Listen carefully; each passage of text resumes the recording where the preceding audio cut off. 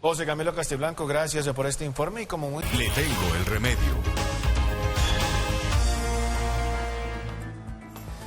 7 de la mañana, 38 minutos. Continuamos con más información aquí en Arriba Bogotá. Y hoy en Le Tengo el Remedio vamos a hablar de un tema muy importante como todos los días, pero esto le preocupa mucho a la gente en esta temporada de Semana Santa y de vacaciones, algunos días de descanso y por supuesto la alimentación y la nutrición. Por eso nos acompaña la doctora Ana María Rivera. Buenos días, gracias por acompañarnos aquí en Arriba Bogotá. ¿Cómo está? Buenos días, muy bien, muchas gracias por la invitación.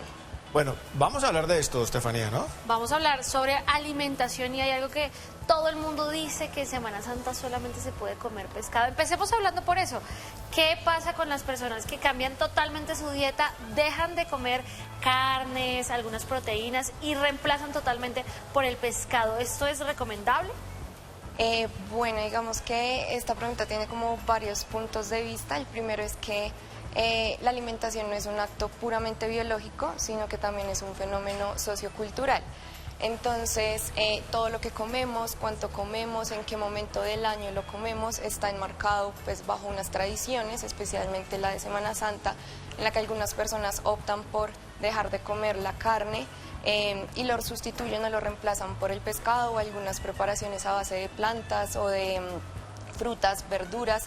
Esto digamos que lo fundamental es primero respetar estas creencias y acompañarlas sin descuidar la calidad nutricional. Entonces no es únicamente, por ejemplo, dejar de consumir la carne, sino porque lo voy a reemplazar.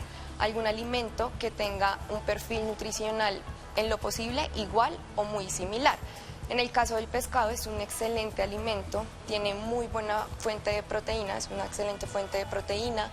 Tiene vitaminas del grupo B, B1, B9, B12, tiene una cantidad muy significativa de algunos minerales como calcio, hierro, yodo, fósforo, potasio, entonces, y sobre todo tiene un perfil de ácidos grasos muy bueno. El pescado se conoce, especialmente los pescados azules o grasos, se conocen por su aporte de omega 3, que es un ácido graso beneficioso para la salud cardiovascular, nos protege todo lo que es el corazón, el cerebro, el sistema nervioso, es fundamental para la integridad de nuestras membranas celulares y un papel fundamental de ese omega 3 es que ayuda a regular los lípidos en sangre, entonces es nuestro mejor aliado para poder disminuir ese colesterol que se conoce como malo o LDL y los niveles de triglicéridos también. Entonces tenemos que el pescado sí es una muy buena alternativa para esta época para sustituir la carne. Doctora, yo le hago una preguntita allí. ¿Cuál es el pescado azul? O sea, la mojarra, la que uno ve roja, ¿esa no funciona o sí funciona, pero...? No, la clasificación, por ejemplo, entre pescados blancos o magros y pescados azules depende como del contenido de grasa precisamente y esto lo va a determinar el tipo de agua en el que vive el pez. Entonces los pescados blancos o magros viven en aguas muy profundas y no se movilizan tanto.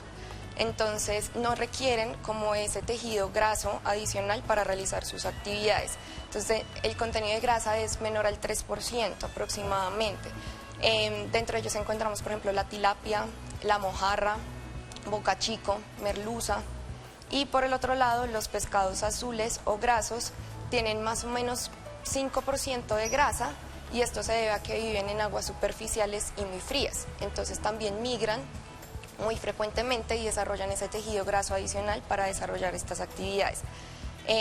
Pero esta grasa, como lo mencioné anteriormente, es una grasa saludable, es el omega 3 que es muy beneficioso para nuestro organismo y entre esos pescados azules encontramos el salmón, por ejemplo, las sardinas, atún y la trucha arcoíris, por ejemplo. Entonces, digamos que va a depender del objetivo que esté buscando cada persona con su alimentación, pero en general, tanto magros como grasos son muy buen alimento.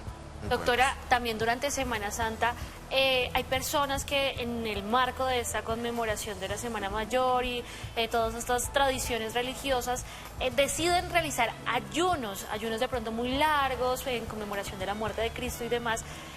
¿Es sano realizar estos periodos de ayunos tan largos? ¿Cuál es la recomendación? Bueno, digamos que respecto al ayuno hay que tener en cuenta varios factores porque no es tan recomendable en algunas poblaciones. Las personas que realizan ayuno son personas, digamos, que tienen que tener unas características muy especiales. Por ejemplo, no se recomienda en mujeres gestantes, lactantes, personas con trastornos de ansiedad o algún antecedente de un trastorno de la conducta alimentaria. Entonces, lo que mencioné anteriormente, es muy importante respetar las creencias y las tradiciones, pero puede haber algún punto en el que choque esto con la condición de salud de las personas. Entonces, la recomendación es sí hacerlo guiado por algún especialista siempre, sea durante esta Semana Santa o independientemente del momento del año, pero el ayuno es un tema que sí tiene que estar muy guiado por algún profesional. Ana María, ¿cuáles son esos síntomas para uno decir, uy, mucho cuidado que a mí este ayuno me está haciendo como daño?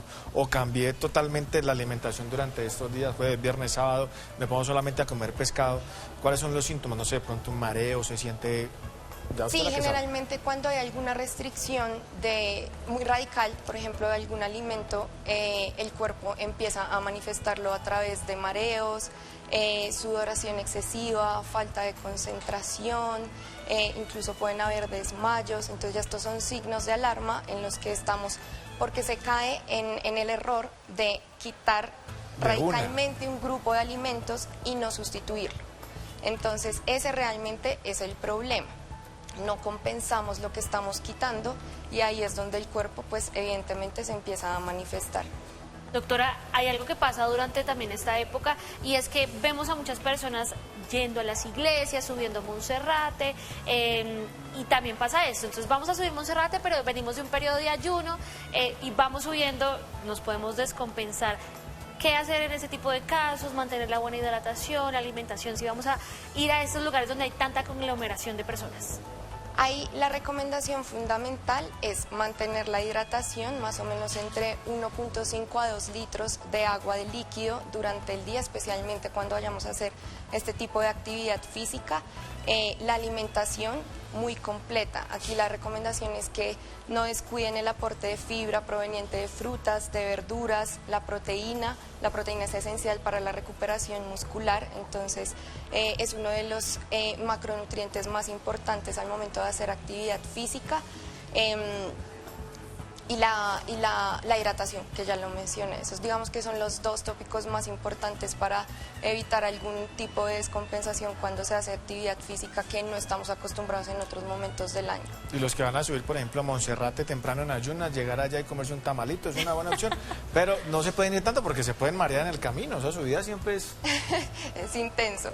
Siempre es alta. Doctora, hay mucha gente que de pronto utiliza estos días de descanso para empezar una dieta saludable para bajar de peso, pero nunca han hecho una dieta o empiezan con la restricción, como usted lo dice. ¿Cuáles son estas recomendaciones o cómo sería una dieta balanceada, nutricionalmente hablando, para que la gente esté comiendo bien?